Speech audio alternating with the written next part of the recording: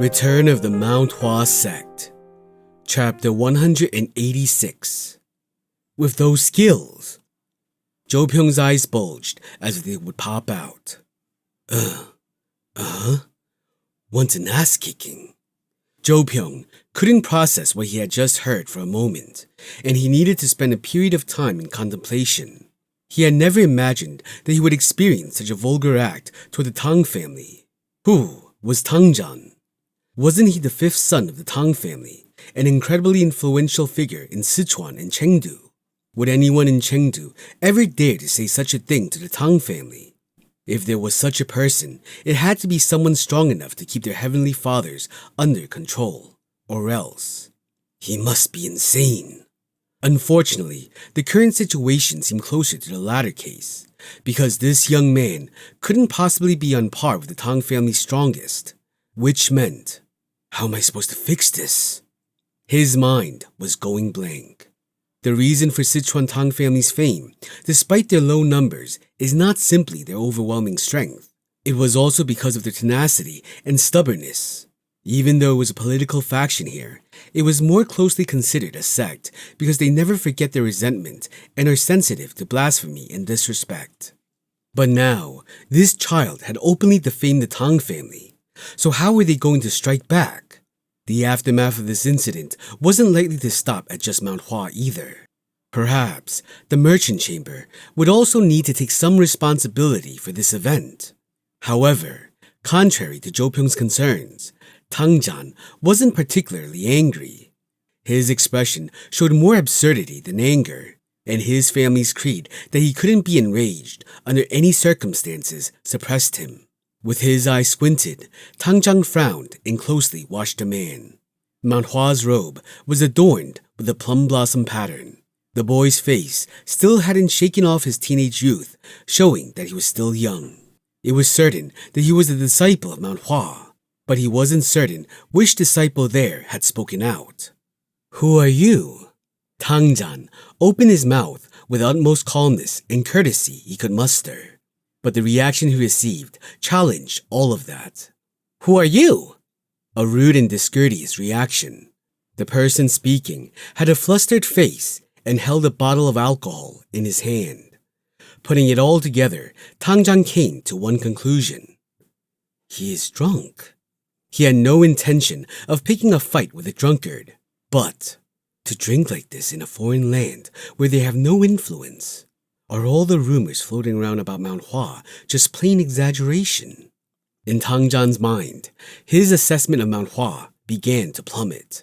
At the same time, as if protesting the falling reputation, the others dressed in Mount Hua's robes rushed out. He is very drunk. We apologize. Let's go in. Come on, Cheongmyeong, let's go. The disciples of Mount Hua grabbed the drunk man by his limbs and began to pull him away. Up to this point, Tangjan could have just left the issue and laughed. But the problem was the drunk's name, Cheongmyeong. His voice couldn't hold back his shock as he asked, You mean that man is Mount Hua's divine dragon, Cheongmyeong? He seemed surprised and shock filled his eyes.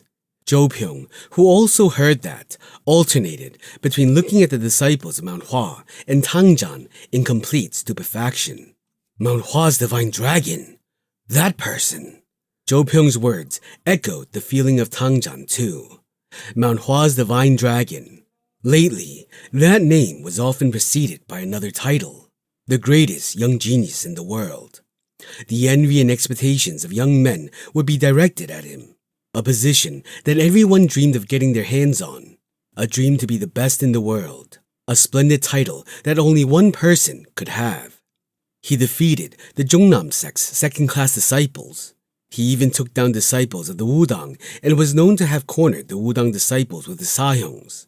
He jumped into the dangerous sword tomb, prevented the annihilation of all inside it, and finally, even won the recognition of Elder Hua Sanja of the Wudang sect. The greatest talent, armed with both strength and intelligence. That man!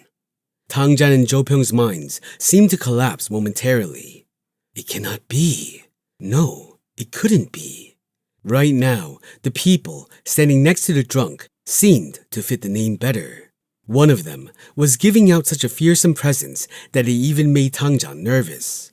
But it wasn't any of them. Instead, this drunk man was the divine dragon. There must be a mistake somewhere. Or maybe the evaluation of Mount Hua's divine dragon was a complete lie. Tangjan frowned. Upon thinking for a moment, he opened his mouth. Are you Mount Hua's divine dragon, Chongmyung? Chongmyung, who was being dragged away, began to yell. Let go! Let go! He's calling me! No, no! No one is calling you! You heard wrong! Wrong! Chongmyung, let's go in! No! He called me just now! Chongmyung waved his arms to shake off his sahyongs before swirling forward again. Then he looked at Tangjan and spoke. You called me? Are you Chongmyung? Ha! Chongmyung took a deep sigh and clicked his tongue. Really? Kids these days? I don't see a single polite bastard. Isn't it basic to say your name first before asking someone else for theirs? Tangjan went silent. Come to think of it, it was true that he had made a mistake. He had forgotten his manners because of the absurdity of the situation. So who are you? Pardon me, I am Tangjan of the Sichuan Tang family. Tang family? Right. Wait, Chongmyung's face contorted. If it's a Tang family, then you should have been well educated. But you come to make a fuss at night and throw people away? All the Tang family members I knew were wiped out. Have some thugs gotten together and created a new Tang family? The more Chongmyung spoke, the redder Tangjan's face became. It was fine to insult him, but this man was directly assaulting his family. In the end, just as he was about to explode in anger, Yunjong jumped forward and began to slap Chongmyung on the mouth. Your mouth! Your sick mouth! Slap, slap. Ah! Why are you hitting me? Ah! Yunjong grabbed Chongmyung by the back of his head and began to drag him away. In front of Tangjan, who was looking at this incredulous scene with disbelief, Baekchun sighed in vain and stepped forward. His face was slightly flushed too. We've crossed the line. Excuse us. I am Baekchun of Mount Hua. The righteous sword of Hua. That is too much, but it was indeed a title given to me. Then you're the one who defeated Wudang's sword dragon. It was just a light spar. Tangjan's eyes turned cold. He finally met someone he could actually communicate with. Having been through such an absurd event, he was glad to have someone he could speak with properly. Please, I hope you forgive the rudeness of visiting so late at night. It was difficult to hold myself back once I heard that the disciples of Mount Hua, who are famous throughout the world, had come here. I don't think it was rude. It was just a bit embarrassing to hear that the Tang family wanted to meet with us personally. Tangjan smiled. It is fine, especially. He looked at Jogul, who was standing behind Baekchun. The young lord and our Tang family are quite intimately related, so I wanted to take a look and see what our young lord has learned from Mount Hua. Baekchun's face went stiff. I don't understand. Why would the Tang family want to confirm the achievement of a disciple from Mount Hua? It is really simple.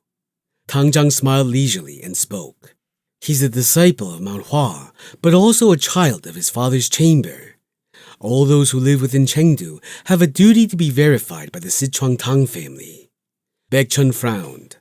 He wanted to ask how this man could have such authority when they aren't even the imperial family, but he knew it was meaningless.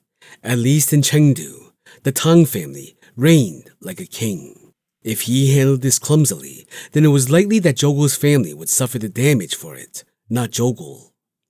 This was something neither Baekchun nor Jogul wanted. Sasuk! At Jogul's call, Baekchun turned to him. I will go. Gul, wait. Jogul called Baekchun to move, and then he whispered in a low voice that the Tang family couldn't hear. This is how people live in Chengdu. I don't understand. What is this? Because Mount Hua's reputation has increased, they don't want the powerful people in Chengdu to escape their family's dominance. If they leave me alone, it will serve as a sign to other prestigious families that they can send their sons away to foreign sects and leave the Tang family. Huh? Baekchun was confused. That makes no sense. This is how Sichuan works, and that is the way of the Tang family. If Mount Hua interferes here, things will only get more complicated for us. Leave this to me. Baekchun nodded his head. Okay, but wait for a moment. Yes, Sasuk. Baekchun stepped forward again. He stood closer to Tangjan than before and straightened his back before speaking. How are you going to verify what he's learned? Isn't it obvious? Is there any other way for one Taoist to verify another? The corners of Tangjan's lips curled up. We'll have to share fists to know. Baekchun smiled and nodded. I see. You want to verify the skills of Jogul, a child of the Four Seas Merchant Chamber and third-class disciple of Mount Hua, and announce the results to Chengdu. That's a bit extreme, but it isn't wrong. I also wanted to make friends with the disciples of Mount Hua if possible, but things don't seem to be working out, so let's worry about that later. Tangjan's eyes gleamed coldly. First, give us Jogul. This is an event of the Tang family. We will not tolerate any interruptions. Baekchun's smile grew deeper. Of course, our Mount Hua has no intention of getting involved in matters of the Sichuan Tang family. Well said, but I have a problem. Problem? Yes, a problem. Baekchun shook his head and spoke.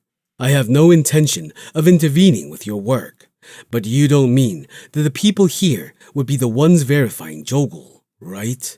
Why? Would that be a problem? Are you really asking that? With these skills? Tangjan's eyes widened, but Baekchun didn't move and kept looking at him. You dare want to test a disciple of Mount Hua, so you should treat him appropriately. Come here. I'll verify your skills first, and then you can test his. Isn't that fair?